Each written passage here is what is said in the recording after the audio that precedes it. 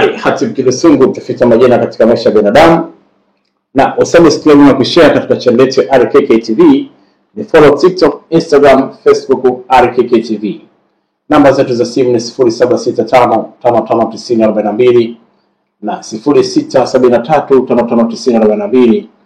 Kinwasa, Mikese, Morogoro, Tanzania ndiko nakopatikana hapa kijijini kwetu.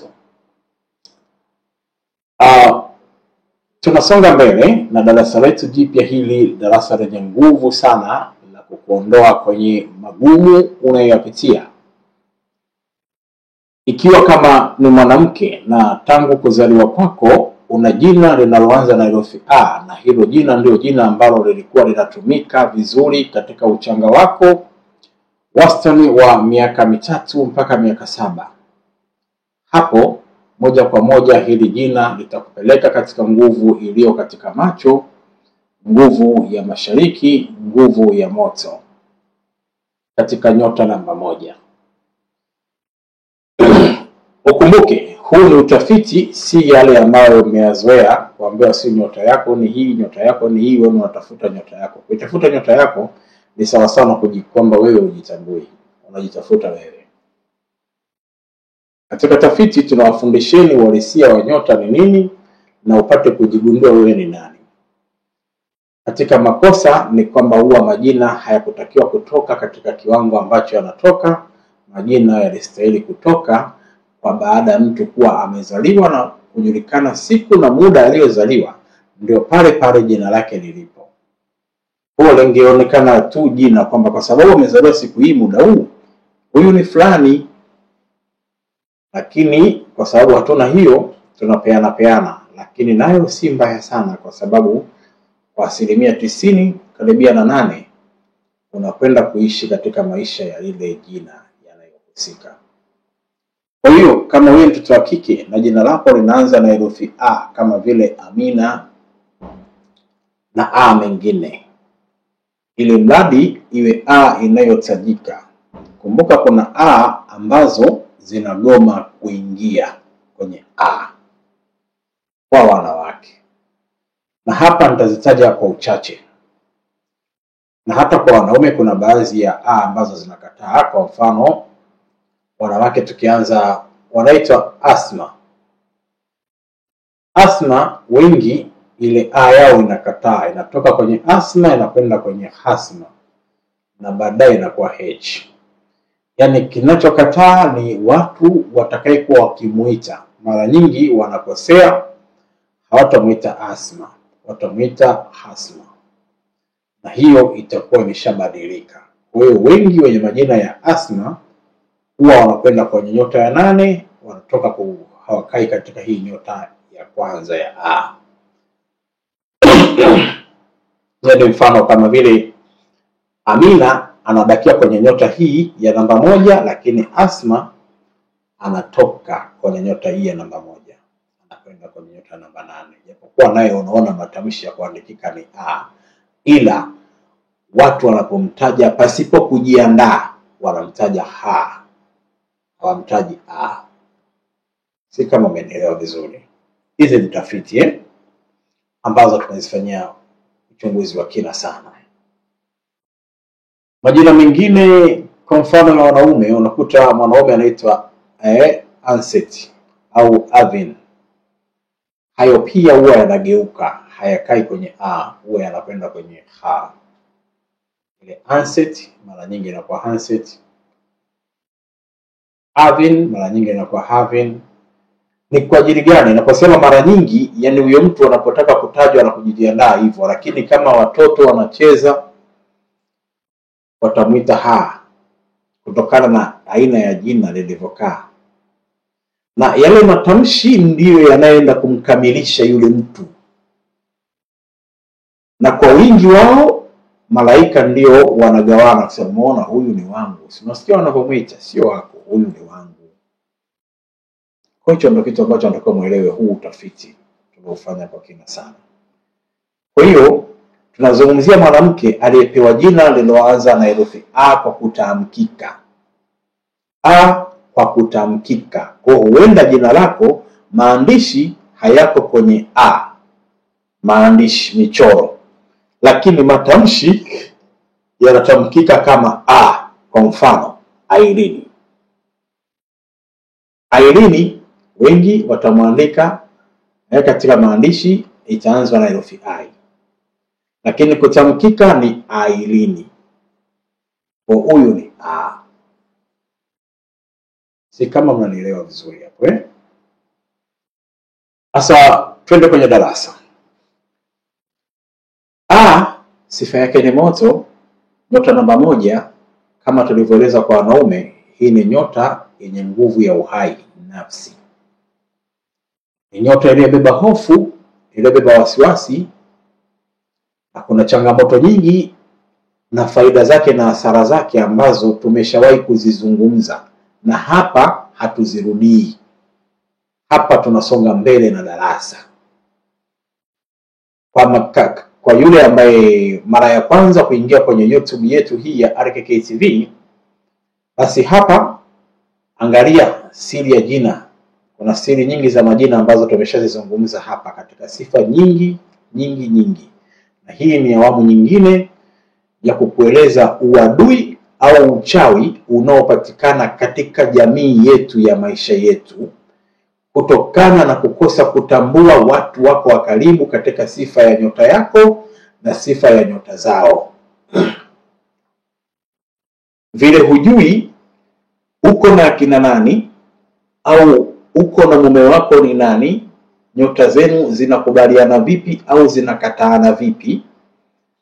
Ni kama vile mnapokuta mnaoana mnasema mtazame nyota, wakati huo unyie mloanza kutazama nyota na yule anaoenda kuwatazamia wote ni hali moja tu. Hakuna yeyote anayejua. Sasa tunawapeni uhalisia wa maisha ya kiulimwengu katika muundo wa nyota 12, vile ambavyo tunatakiwa kuishi na yale yote ambayo tunatakiwa kukutana nayo katika muundo wa nyota 12. Nyota zina uadui. Na kama nyota zina uadui na nyota zina urafiki. Kwa hiyo kwenye uadui utapokea uadui na kwenye urafiki utapokea urafiki. Kumbuka sasa, herufi A ni moja katika nyota namba 1 ya moto yenye sifa ya nyota ya kiume yenye nguvu ya uhai nafsi. Nyota hii maadui zake ni nyota za maji na nyota za udongo. Hizo ndio maadui zake wakubwa. Rafiki yake ni nyota za upepo. Hao ndio marafiki zake. Sasa tunaanza na maadui zake. Kwa sababu ndio lengo la somo. Lengo la somo ni kukueleza uadui unayokutana nao, ambao wewe pengine upo kiguna njia kwenda kuombewa kanisani na hakuna mafanikio ya aina yoyote ya matatizo yako kuondoka. Upo kiguna njia kwa mganga wako, visigino vinaisha, viatu vinaisha, fedha zinaisha, mtaani wamekupuuza wewe, kila siku kwa waganga, kila kitokea mganga mpya wewe wa kwanza kufika. Lakini matatizo yako hayajawahi kuondoka au kuisha. Kila kukicha wewe, kila ukisikia huku kuna huyu anajua kufanyaje, wewe umekwenda mpaka umefika mahali umechoka, lakini kuacha uwezi. Maana yake tatizo liko pale pale. Mtu anakuwa amechoka, lakini kuacha kwenda kuomba, kutaka waganga wamtibie au kwenda kuombewa, hawezi kuacha. Kwa mfano, kuna dada mmoja aliniambia, yani mimi udongo, mafuta, chumvi, si vitambaa, si makaratasi, si nini, vyote unavyovisikia wewe vinagaiwa huko kwenye maombi, hakuna ambacho sijawahi kupewa. Na shida yangu iko pale pale. Sasa nitumia hiyo kauli, mimi nimemdoko tu. Sasa ninachowaambia, mara nyingi mnakuta mnagombana mpaka na waganga wenu kwa kuona waganga wale kama wamekula pesa, lakini hawajaondoa matatizo yenu yanayowakabili. Kosa si kosa kubwa sana, ni kwamba wao na wewe wote hamjui tatizo ni nini. Leo tunakufundisha uadui uliokuwepo katika nyota yako. Tukianzia nyota hizi ambazo adui, kwa mfano tukianza na nyota ya udongo, BN na Z, hii ni nyota ya udongo. F na R au ni nyota ya udongo. J na V au ni nyota ya udongo. Hizi ni adui na wewe, kwa sababu wewe ni herufi A. Na hapa kumbuka tunamzungumzia A, mwanamke. Na ikiwa tena D na P, H na T, L na X, hizi pia ni adui na wewe. Na ukumbuke katika majina ya H na T kuna KH, majina mengi ya H yako katika maandishi ya KH ambayo ni H. Kwa usibabaike wala usibabaishwe eti kwa maandishi yakakwambia mimi sio herufi yangu ya kwanza mimi ni K. Hapana. Herufi ya kwanza kwake ni H, kwa sababu matamshi yeye ni ha, sio ka. Tuko sawa sawa? Na kuna nyingi ambazo zinakufa. Kwa wale wazoefu katika YouTube channel yetu hii ya RKK TV wanafahamu hiyo herufi mwambata. Lakini uje ukipata kitabu ili uweze kuwa na kitu kizuri zaidi kwenye maisha yako. Sasa kama vile majina ya Kristina. Mtu anaitwa Kristina, lakini baada ya kupewa jina Kristina muda mfupi anaitwa Tina. Kwa hiyo anakwenda kwenye T au tena C. Na majina kama vile Mantum inakuwa T. Nakupa mifano tu, kama vile Mwamvua anakuwa Mvua. Mwanaidi inakuwa Idi. Mwajuma ni Juma. Kwa hiyo tu uweze kuiweka. Mwajabu ni la ajabu. Kwa hiyo iweke vizuri. Ara hakuna pale, lakini huyo ni la ajabu kwa sababu yeye ni mwajabu, ametokana na mwezi la ajabu. Weke sawa sawa. Hili darasa ni gumu sana. Darasa hili ni gumu katika madarasa ambayo niliwahi kuwapa zaidi, kwa sababu kuna yako ambayo nilikuwa na watu pia rasharasha na watazama. Je, mnaweza kuhimili au hamwezi? Ila kwa ukubwa nikagundua wengi wanaweza kuhimili, na ni darasa linalowasaidia kujikomboa, kuondokana na matatizo na kuleta mizunguko mizuri ya kimaisha. Shida nyingi tunazipata humo katika ushirikiano wetu na watu ambao nyota zetu haziendani, hazikubaliani, hazitaki kuwa pamoja. Kwa hiyo sasa ukumbuke kama wewe ni mwanamke na jina lako linaanza na herufi A kama tulivyotamka. Majina hili ni kama tulivyotangulia kueleza, limekulea kuanzia uchanga mpaka miaka 3 hadi 7. Basi hata kama ulichezwa, ulifanyaje, ulibadilishwa dini, ukapewa jina lingine, basi kumbuka jina lako lile la utotoni, lililoitwa utotoni, lile ndio jina lenye nguvu linalopeleka kwenye maisha yako. Kwa tunaanzia hapo, akili yako iweke sawa sawa. Na baada hapo sasa, kama una ushirikiano wa aina yoyote na watu katika hizi herufi 13 nilizotangulia kuzitaja za D na P, H na T, L na X, B, N na Z, F na R, J na V, hawa ni maadui zako. Kwa hiyo kuna baadhi ya ushirikiano utaweza kuwa usiwe na madhara na ukawa na faida. Kwa maana ushirikiano wa mbali. Ushirikiano wa mbali uko mwingi, siwezi kutoa mifano yote, lakini labda nikupe mfano. Ushirikiano wa karibu ndo rahisi kuusema. Kwa hiyo unaweza kutazama wewe, je, huyo uliye naye katika herufi hizo, ushirikiano wako na yeye ni wa karibu? Kwa mfano, ni mume wako, maana yake ni ushirikiano wako wa karibu. Mtoto wako ni ushirikiano wa karibu. Mzazi wako ni ushirikiano wako wa karibu. Ila kwa mtoto wako na kwa mzazi wako ushirikiano ni wa karibu, lakini unaweza ukawa wa mbali kama huyo mtoto wako tayari hakutegemei, au hata kama ni mdogo lakini hukai naye na huwa uhangaiki kumtafutia chakula,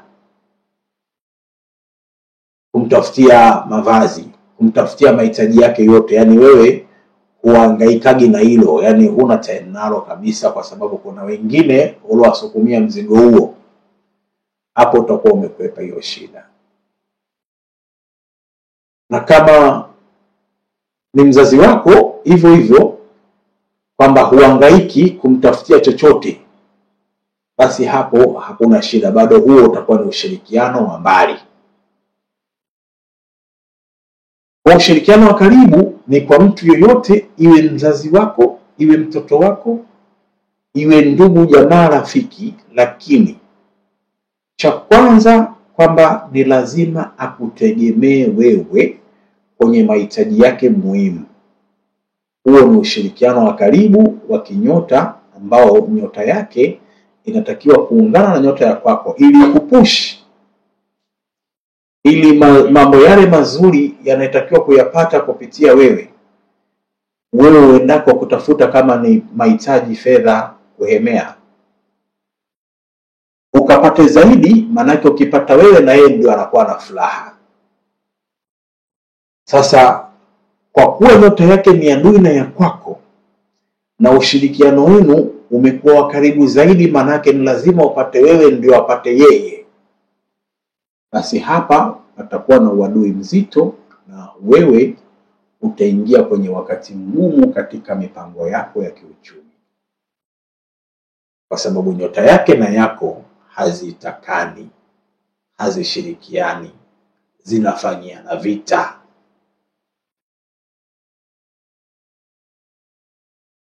Katika hizo herufi 13 zote tulizozitaja.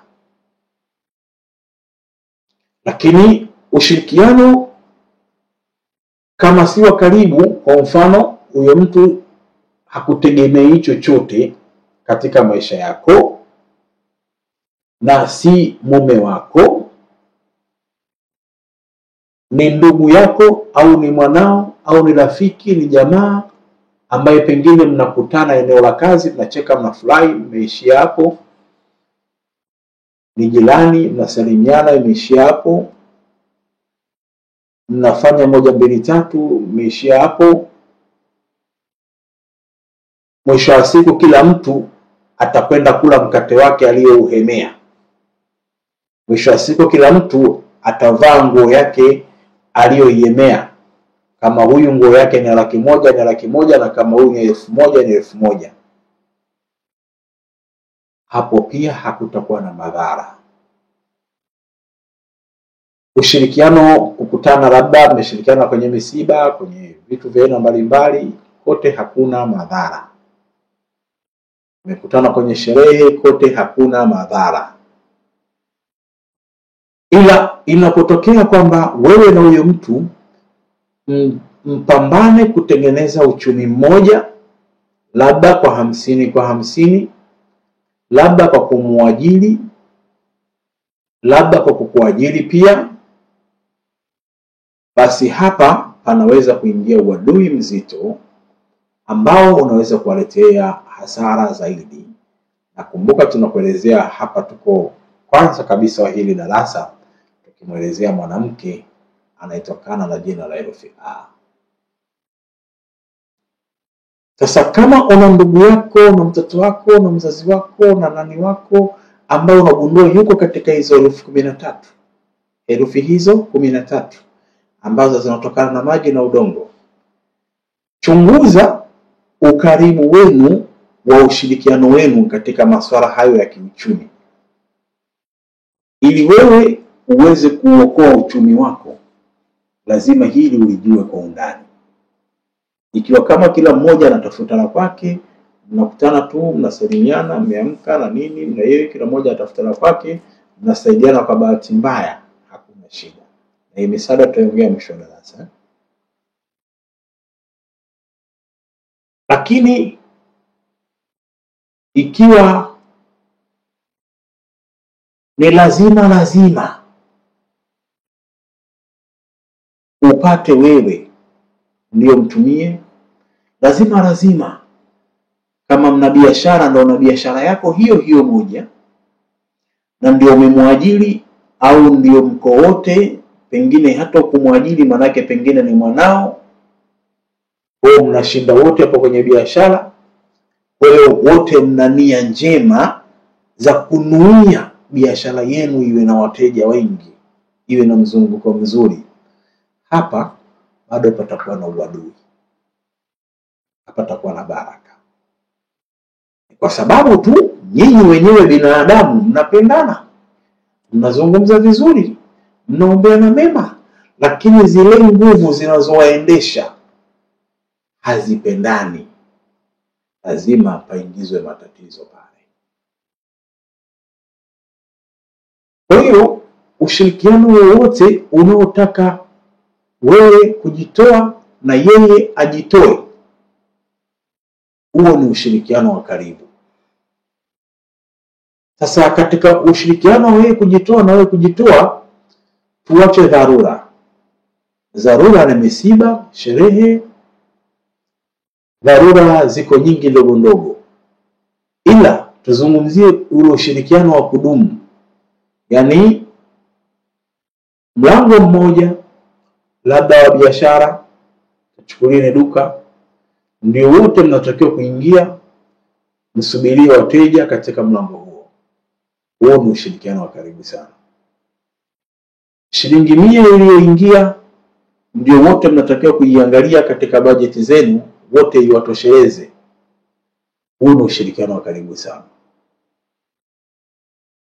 Chochote ambacho kinatakiwa ukipate wewe au yeye, na ndio kiwe cha kuwasaidia wote, huo ni ushirikiano wa karibu sana. Sasa hapa unatakiwa kujielewa wakati unaotafuta uchawi. Katika hizi 6, hizi 12, kuna hizi 7 ambazo zenyewe kidogo zina uafadhali. Zenye wafadhali ni B, N na Z,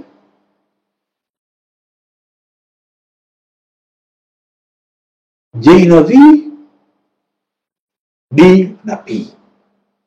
D na P zinatoka kwenye maji, na D ni D kama dada, P kama papa. Isiwe P ya PH ile pharmacy, hapana, iwe P kama papa.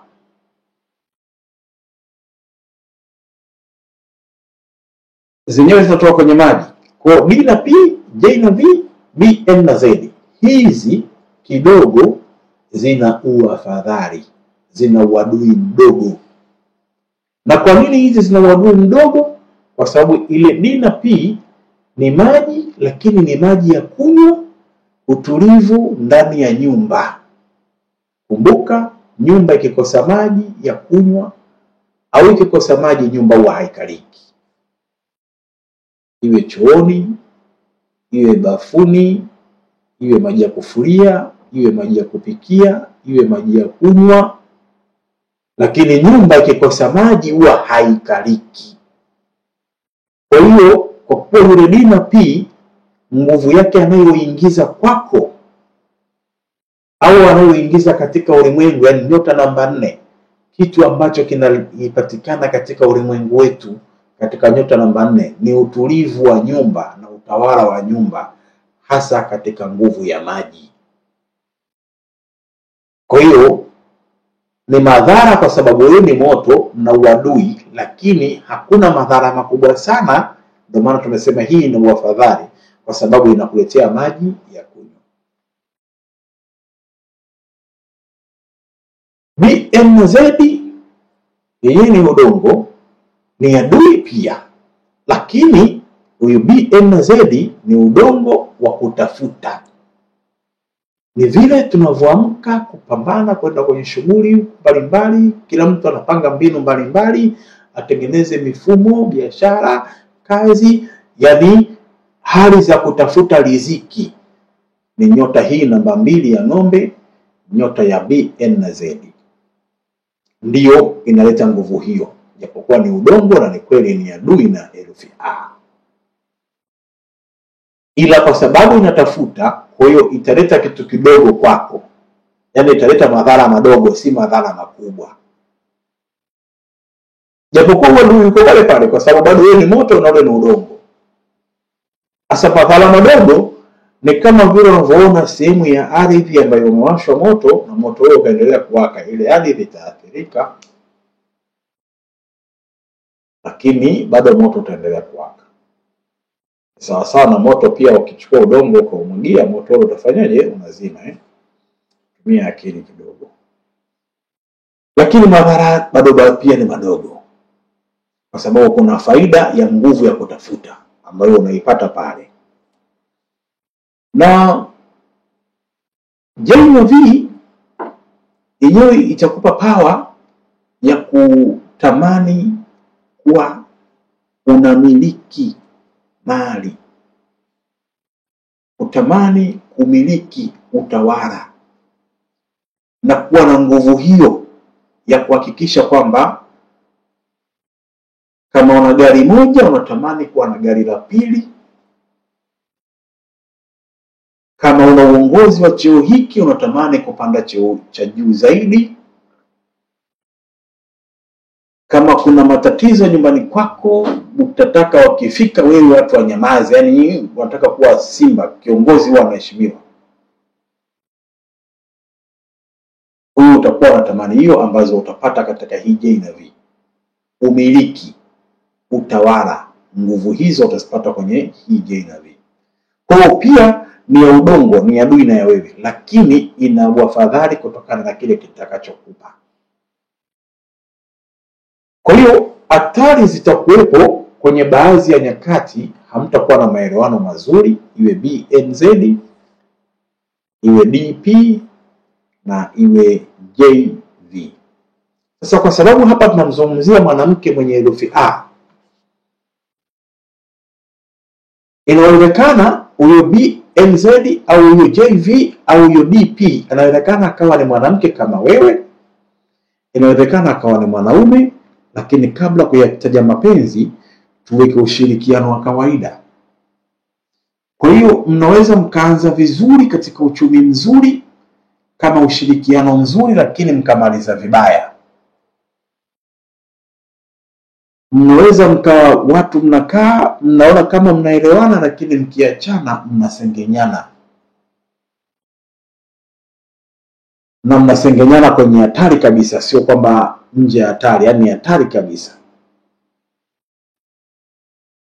Na wakati wote mnaweza mkageukana, lakini vile vile tunategemea mnaweza mkafanya kitu kizuri na mkafilisika. Na baadhi ya nyakati kutakuwa na misuguano ya wazi wazi, kutakuwa na kikwamo kidogo, lakini ni uadui. Sasa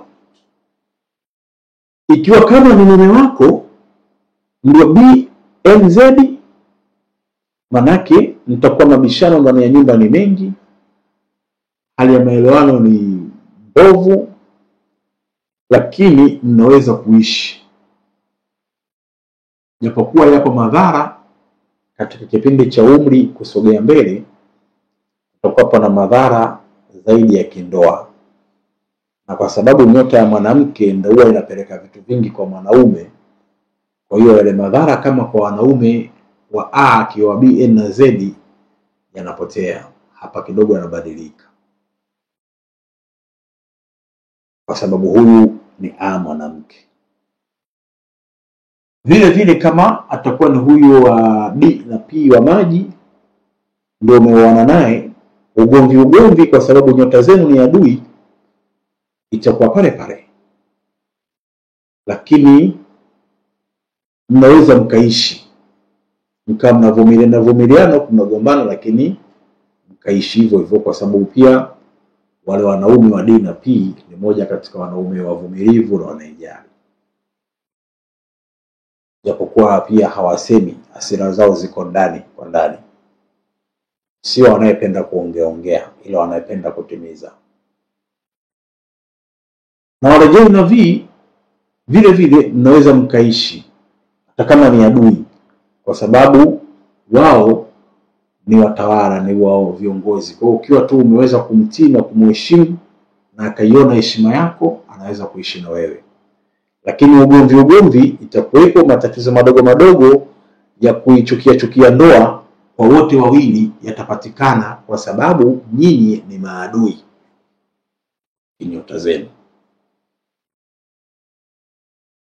Nyota zikisuguana huko, zikigombana huko, yani kwa sababu kuna wakati kama ile neno la kusema kupatwa kwa jua, wanasema hivyo. Sisi katika nyota tunasema kwamba mzunguko wa mwezi au mzunguko wa yani sayari ya maji iliyo na nguvu ya tope, yani udongo na maji zikiwa zimechanganya nguvu moja, alafu imeleta hali ya kulizunguka jua. Kwa kuna hali ya mgando, yani unajua vumbi, si nielezeje, kuna vumbi na kuna tope. Sasa tunazungumzia tope. Ni kama vile umechukua tope umefunika taa yako, ukichukulie lazima ile taa itakuwa na mwanga hafifu. Hapa tunazungumzia taa iliyokuwa na jumba la nje, lakini ni hatari ya kuonesha ile taa inaweza kufanyaje kuzima. Sasa hii tuiache, mkisoma kitabu mtanielewa vizuri. Hizo sayansi mimi wasipendagi sana, napenda sana kuwapa yale mambo ambayo yako wazi kuyaelewa na yanayekusaidia. Hayo mengine angani, kuna mambo waachie au wanayekwenda huko angani, ila hapa nimekupata mfano kwamba hizi sayari kwa kuwa ni adui, kwa hiyo zikikutana kuna hali mbaya inayopatikana. Yani udongo umekutana na moto, kuna hali mbaya inayopatikana. Ili zikikutana zenyewe katika hatua hiyo, ndio wewe kama uko na wewe mwanamke, wewe kama mume wako ndio atakuwa ni udongo, basi hapa nyinyi mtakuwa mnagombana. Vile vile kama ni maji atakuwa na nguvu, basi moto utakuwa unashindwa kwa power, maana yake hiyo pale pili mnagombana. Yani nguvu za nyota zinaposumbuana huko, na nyinyi huko wanadamu wake mnagombana, kwa sababu akili zetu ziko katika muundo wao. Mkumbuke nilishafundisha ile somo, wenyewe mnasikiaga zile habari kwamba tumuumbe mwanadamu kwa mfano wetu. Nimewaambiaga hii. Waliyezungumza hili ni akina nani? Nyota 12 ndio zilisema tumuumbe mwanadamu kwa mfano wetu. Ni kwa sababu hizi nyota 12 zimepewa mamlaka na Mungu ya kuandaa viumbe wengine baada wao. Hizi nyota 12 baada ya Mungu kuzimaliza kuziandaa, yani zile hadithi zenu mnazozisikiaga kwamba Mungu kaumba dunia siku 6, ya 7 akapumzika. Ina maana Mungu aliumba nyota 12 ndani ya wiki moja. Alizipa hizo nguvu, na zile nyota kazijalia nguvu ya kutengeneza vitu vingine, yani kutawala vitu, viumbe, kuumba. Na ndio maana zenyewe zina mahusiano moja kwa moja na viumbe sisi duniani.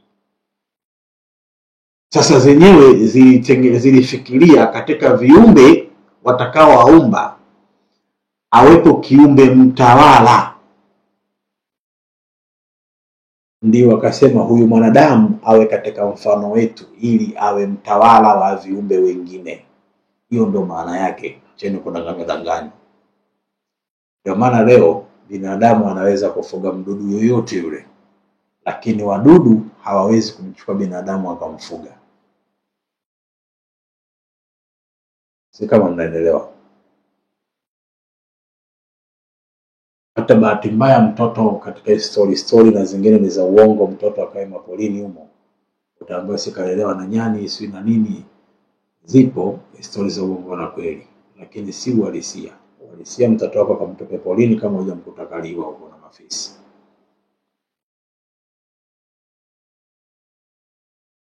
Kitu kikubwa ninachokufundisha, hizi nyota 12 zina uhusiano wa karibu na sisi. Na hapa wewe ni herufi A, upo katika nyota namba 1 ya moto. Hizi nyota za herufi hizi 13 ni nyota adui. Kwa zenyewe huwa zinagombana. Kwa ukiwa na mtu wako wa karibu kama mume wako, wewe mwanamke yuko katika nyota hizo, nyota zile zikigombana huko na wewe huku na mume wako mnagombana. Kwa kupunguza hatua hiyo, unatakiwa ujue kabisa kwamba huyu uliye naye si sahihi kwako au ni sahihi kwako. Kwa hiyo ukishajua, hata changamoto ni rahisi kuzivumilia. Sasa ikiwa pia umempata mume wako katika J na V, nafikiri kutakuwa na kauchumi kazuri, anaweza kwenda vizuri, na ukautulivu kaamani katapatikana vizuri. Lakini hali ya misuguano, kugombana, kuchukizana na kufika wakati wa kuchokana iko pale pale, kwa sababu ni adui. Sasa hizi 7 zina afadhali katika nyota namba 4 ya maji ya D na P, katika nyota namba 2 ya udongo ya B, N na Z, na katika nyota namba 10 ya udongo ya J na V. Hapo kuna afadhali. Lakini katika zile 6 ambazo ni nyota namba 6, namba 8 na namba 12, kule kuna uadui mbaya zaidi. Tukikaa katika ushirikiano wa jumla, haijalishi kwamba atakuwa ni mtoto wako hata kama ni mchanga. Na unajua unaweza kuzaa mtoto mchanga leo, kampa jina wewe mwenyewe, na baada ya miezi 2-3 majibu yakapatikana. Manake katika nyumba yako yeye alikuwa hayupo. Sasa ameizaliwa, manake yupo, ameingia ndani ya nyumba yako. Na wewe mwenyewe ndio ulichagua jina. Kwa mfano ukampa jina la H au la T, la F au la R, la L au la X. Wewe ndio utakayekuwa umempa hilo jina. Yawezekana vitimbi vyake vikaanza kupatikana kuanzia akiwa mchanga. Anza kuugua maradhi yasiyoeleweka, ukawa unashindwa kwenda kazini, unashindwa hospitali, uenda ukafukuzwa na kazi. Ukatumia fedha zako nyingi kumuuguza yule mtoto na ukafilisika. Anza ukiguru na njia mala uelewi huko mala hivi. Au pia anaweza siugue akawa na afya njema, lakini wewe na mume wako mkaanza maugomvi na ndoa ikavunjika. Lakini chanzo kumbe ni huyu mtoto mliyempa jina hili. Lakini inawezekana ukaanza wewe kuugua au mume wako kuugua, hata kifo kikapatikana. Yaani kuna aina ya matatizo mengi yanaweza kutokea kwa sababu yako katika njia tofauti kulingana na hao watu wahusika. Lakini kama wanifuata kwenye tafiti na chunguza, naweza kuona kwamba hawa wamepata mtoto tarehe fulani, mwezi fulani, siku fulani, saa fulani. Huyu mtoto mpaka sasa hivi ana miezi fulani. Leo huu ni mwaka gani? Ni mwaka labda 2025. Ni mwezi wangapi? Huu ni mwezi fulani. Hapa hawa watu wanalalamika nini? Kile wanachokilalamikia baada ya kutizama hesabu zangu hizo, nagundua mtoto ndio kakiingiza. Lakini mtoto ni mchanga, tuchukulia na miezi 2 au miezi 3. Ila ile nguvu yake imeanza kufanya kazi katika ile nyumba. Kwa sababu nyota ile ni adui na wewe, jina mlilompa yule mtoto. Huku ndio wahenga wetu waligundua zile hadithi, mtoto anauma, mtoto usiwilile, mtoto wahenga wanachunguza, akamwambia huyu atakuwa jina la babu yake huyu atakuwa jina la bibi yake huyu. Wakaona hapa suru, ngoja kwanza nibadilishe jina.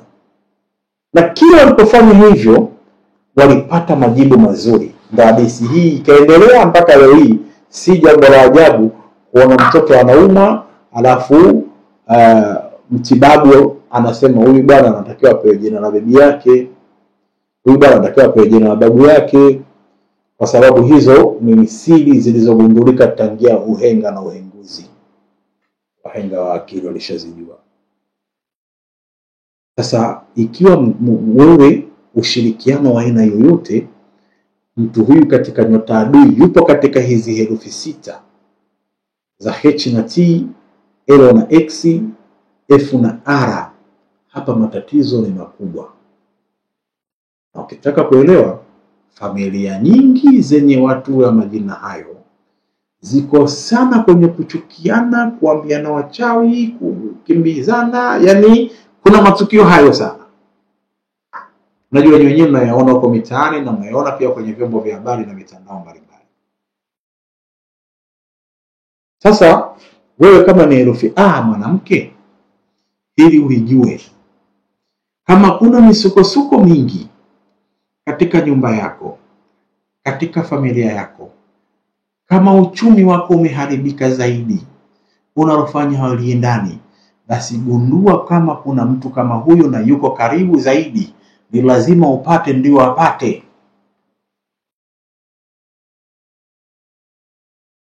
H na T, nyota namba 8. Yenyewe ni kuleta mabalaa, na hasa mabalaa ya kifo, kwa sababu kazi yake kuu ni kutenganisha. Nyota ya maji ya mafuriko hii, kukumba nafsi, kuvua nafsi katika mwili, kuacha mwili, ndio kazi yake kuu.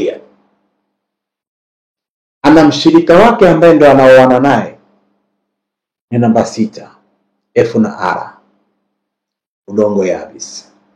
Ile udongo yabisi namba 6, kazi yake kuleta matatizo, magonjwa, misukosuko, vifungo. Unajua kuna vifungo mnavyoviita vya kichawi, afu kuna vifungo vya jera.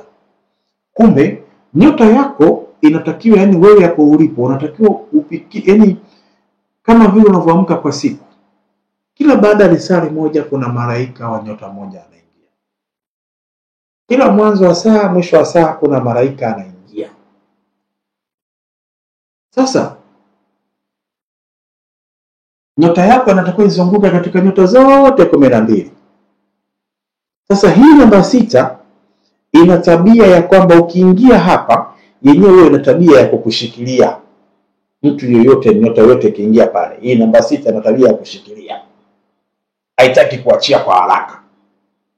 Sasa ikishikilia, ndio wewe unaanza kuona misukosuko, mipango haiendi, makesi, ugomvi, kuchukiwa na watu, kuona vitu vibaya, si kusikia nini, unakutana navyo hapa. Ukiwa ndio una mtu wa karibu unashirikiana naye kwa karibu na yuko katika nyota hiyo F na R namba 6, na ikiwa wewe ndio mfurahishaji wake, haya utapitia. Sasa ndio bahati mbaya, kuna H, kuna T labda pengine ndani mwako, ambao hao ndio karibu zaidi wako wa kupambania, na kuna F na kuna R.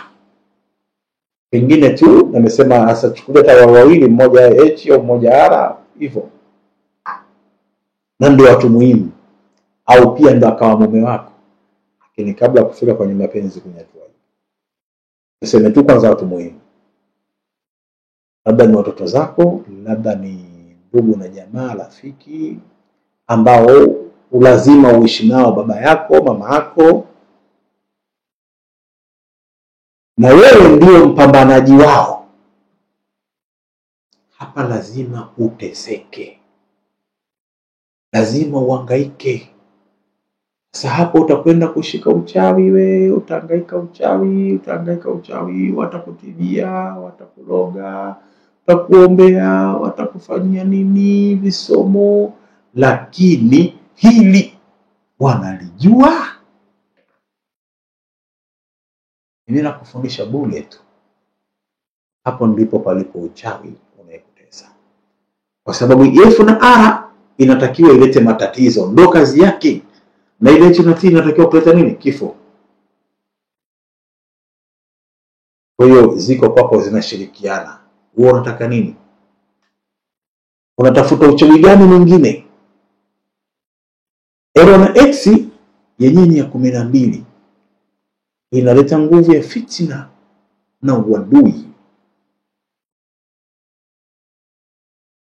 Kazi yake ni kubadili katika uzalishaji. Yaani kumbuka kuzalisha chanzo. Kuua chanzo na kuanzisha chanzo. Kutoka kwenye mwili kuja kwenye kuoza. Kutoka kwenye mwili labda wa kibinadamu kuja kwenye finye. Kutoka kwenye chungwa na kuja kwenye wadudu. Kutoka kwenye maji masafi na kuja kwenye maji machafu yenye kutoa wadudu. Kutoka kwenye chakula chochote kizuri kwa mfano na kikawa kilicho na wadudu.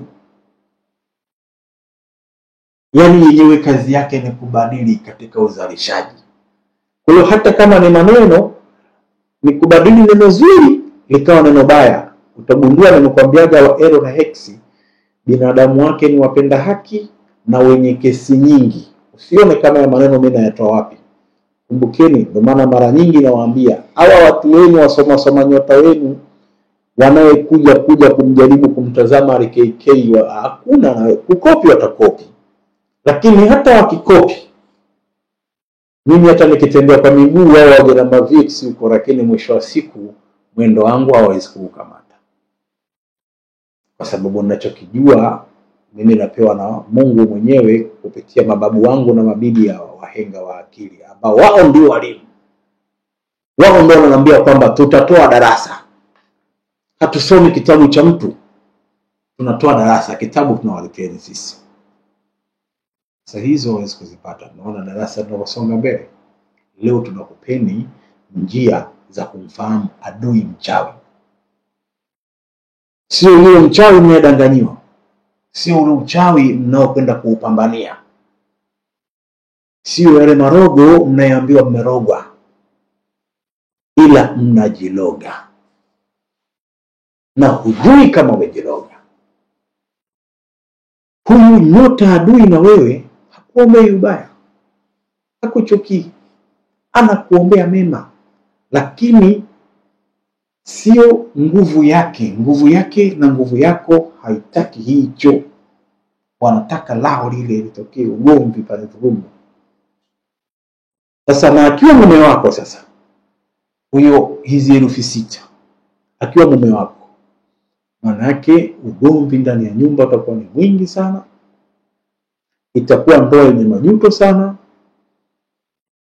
Maana hao wote kwa ujumla hizo katika herufi 6 sifa zao ni kuwaona wapole, iwe FR, iwe HT, iwe LX. Ni kuwaona wakimya kama sio ongeaji kabisa hivi.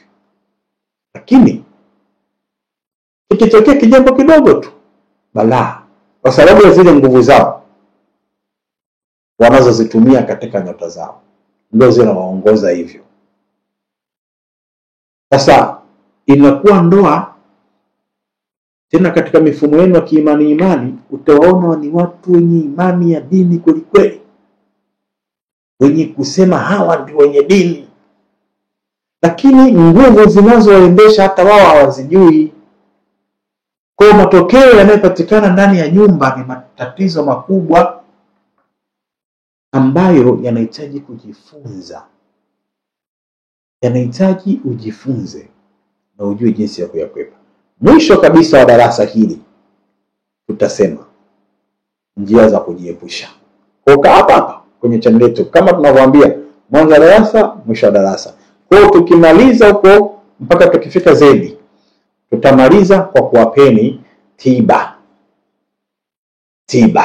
ya kujitoa. Na hapo nafikiri itakuwa kwa wakati huo kitabu kitakuwa kipo tayari. Kwa hiyo utanunua kitabu, utaikuta tiba ya hizi nyota katika changamoto hizi. Ila kwa sasa wewe mwenye matatizo njoo Kinywasa, tutakusaidia. Sasa hapa tunakupeni njia kwanza mjue tu, kama mnavyojua tunaenda kwa utaratibu mpate vitu vya msingi. Hapo kuna uadui mzito. Kama mumeo ni H na T, unaweza kufa mapema. Kama mumeo ni F na R, unaweza usife mapema lakini ukawa mwenye kuugua mara kwa mara. Kama mumeo ni L na X, itakuwa ni watu pengine hata nyumba yenu inabomoka ovyo ovyo. Unajenga nyumba leo, mara hapa pamepasuka, mnafanya hivi, mara makesi hivyo.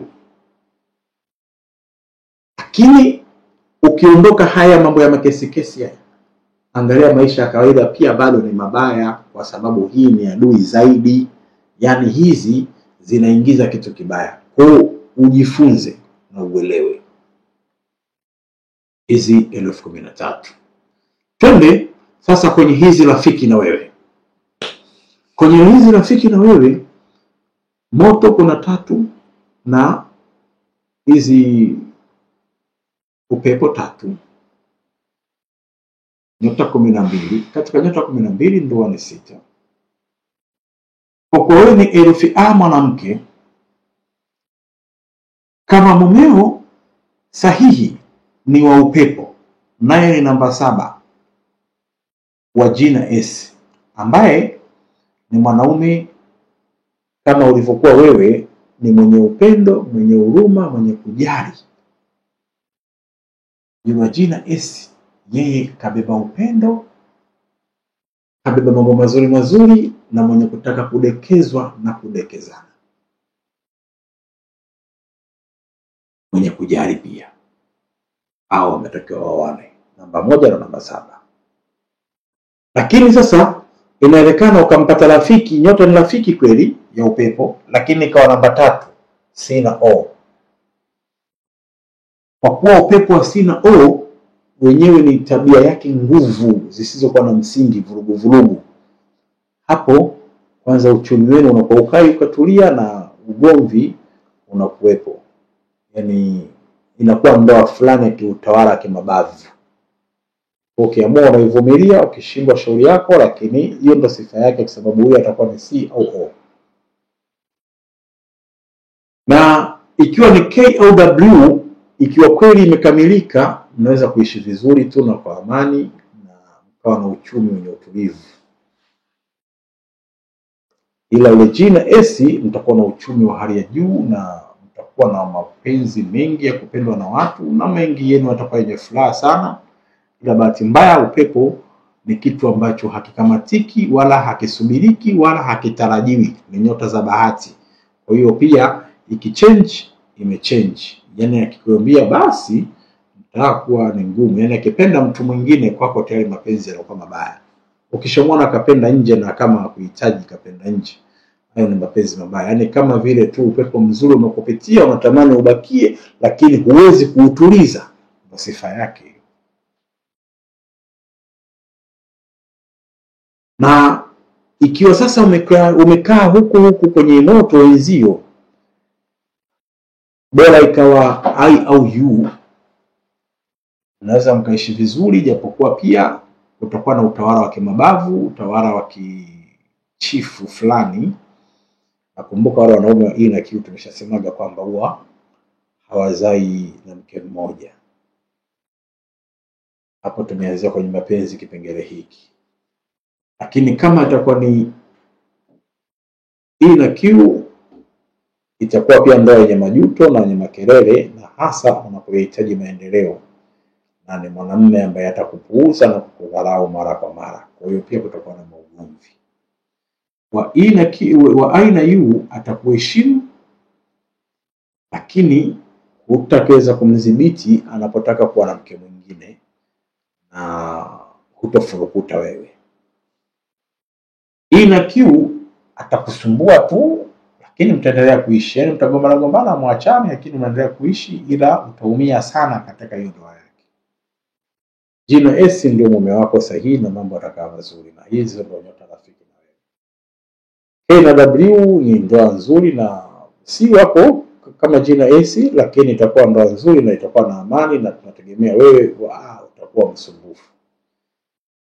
Lakini katika nyota hizi zilizokuwa rafiki na wewe, kwa kweli mwanamke herufi A, utakuwa na uadui katika C na O namba 3, ambao unaweza kawa ni ndoa ya kupigwa, makelele, na kutakuwa na uadui katika nyota namba 5 ya E na Q.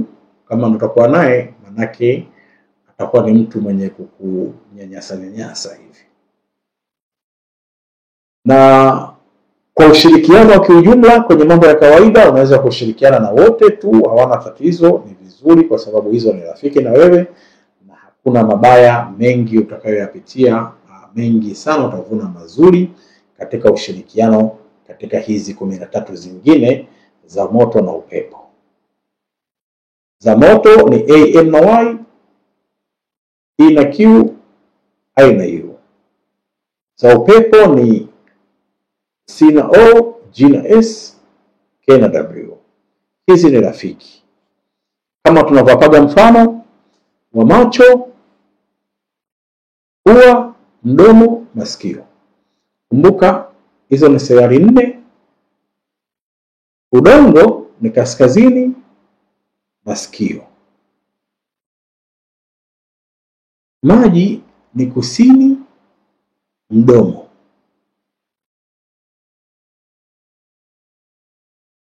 Moto ni mashariki, macho. Upepo ni magharibi, pua. Kwa zote 12 hizi nyota unazipokea katika viungo vyako hivyo 4. Unapokea nyota za maji zote kwa mdomo wako kwa nguvu ya kusini. Unapokea nyota za moto zote kwa macho yako kwa nguvu ya mashariki. Unapokea nyota za udongo zote kwa nguvu kwa masikio yako kwa nguvu ya kaskazini, na unapokea nyota za upepo zote kwa pua yako kwa nguvu ya magharibi. Kwa hiyo usidanganywe, nyota hii si imeibiwa, si nyota hii imefanyaje, si hivi, usidanganywe.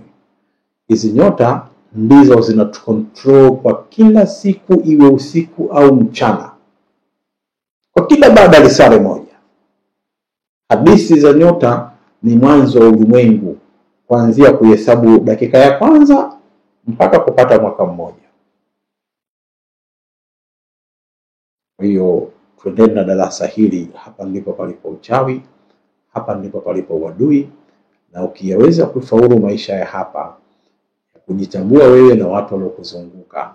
Kama tulivyoanza kutoa darasa kipindi cha kwanza, mwanzoni tunatoa madarasa. Tumesema kauli mbiu yetu kujitambua wewe na kuwatambua watu wanaokuzunguka, manake humo ndio kuna faida na humo ndimo kuna hasara. Yoyote, haijalishi ni mume wako, haijalishi ni mtoto wako, haijalishi ni mama yako, ni baba yako, ni bibi yako, ni babu yako, ni nani wako, lakini kadri mtakavyoshirikiana utakuwa ni faida au ni hasara. Mwisho tunasisitiza tena, mtu anapokuomba kumbuka kuombwa ni uadui pia. Mtu anapokuomba akiwa na shida, utavuna hiyo shida yake. Baraka utakayoipata ni ile shida yake. Mtu anapokuomba akiwa na furaha, baraka utakayoipata ni ile furaha yake. Uzuri wa kutoa, toa kabla hujaombwa. Toa pasipo kuombwa, na ikiwa kuombwa iwe furaha. Lakini hata furaha, kuna baadhi ya furaha sio furaha. Tuchukulie mtu anataka kufanya harusi, alafu katika harusi yake imefika sehemu imekwama, anakufuata wewe. Itakuwa aibu, nimealika wageni, nakuomba ndugu yangu unisaidie, unipe basi, nitakupa. Yaani usipompa wewe, yani kweli yako umemuumbua kweli. Hii ni shida, hii sio furaha. Hiyo ni shida. Kwa zingatieni, kuna siri nyingi sana katika ulimwengu huu mnahitaji kuzitambua.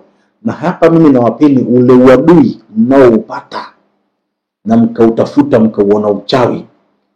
Mungu anatoa baraka kweli katika ushirikiano na kusaidiana. Lakini utakachokitoa, ulichokitolea ndio hicho kitakachokubariki. Kama umemtolea nyota namba 6, atakubariki namba 6.